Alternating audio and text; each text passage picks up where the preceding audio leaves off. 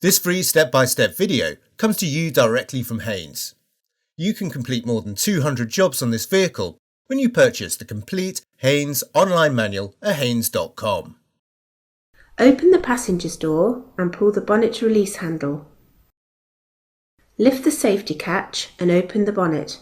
Unclip the safety prop and engage it with the locating hole in the inner wing.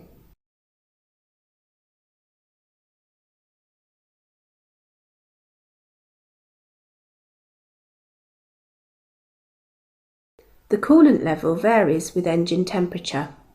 The level is checked in the expansion tank, which is located on the right-hand side of the engine compartment. When the engine is cold, the coolant level should be between the max and min marks.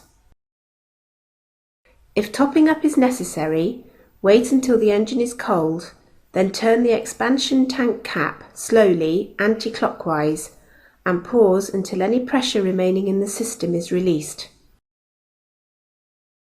Unscrew the cap and lift off. Add a mixture of water and antifreeze to the expansion tank until the coolant level is up to the max level mark.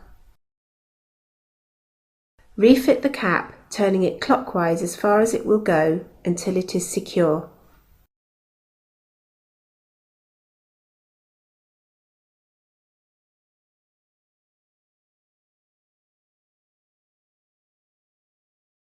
The engine oil level dipstick is often brightly coloured for easy identification.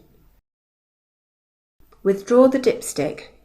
Using a clean rag or paper towel, wipe all the oil from the dipstick. Insert the clean dipstick into the tube as far as it will go, then withdraw it again. Note the oil level on the end of the dipstick, which should be between the upper mark and lower mark.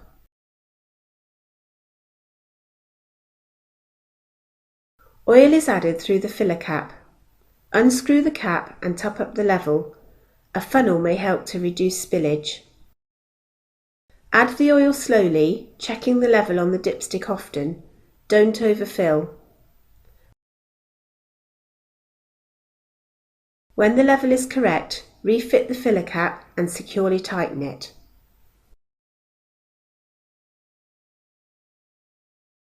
The washer fluid reservoir is located at the front right-hand side of the engine compartment.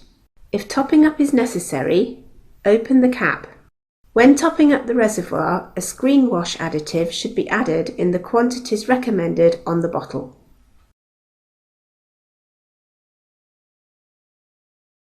The max and min marks are indicated on the side of the reservoir, which is located on the front of the vacuum servo unit in the engine compartment. The fluid level must be kept between these two marks.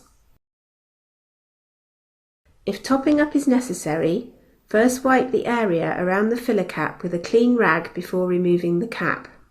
Lift the battery cover front section, followed by the rear section.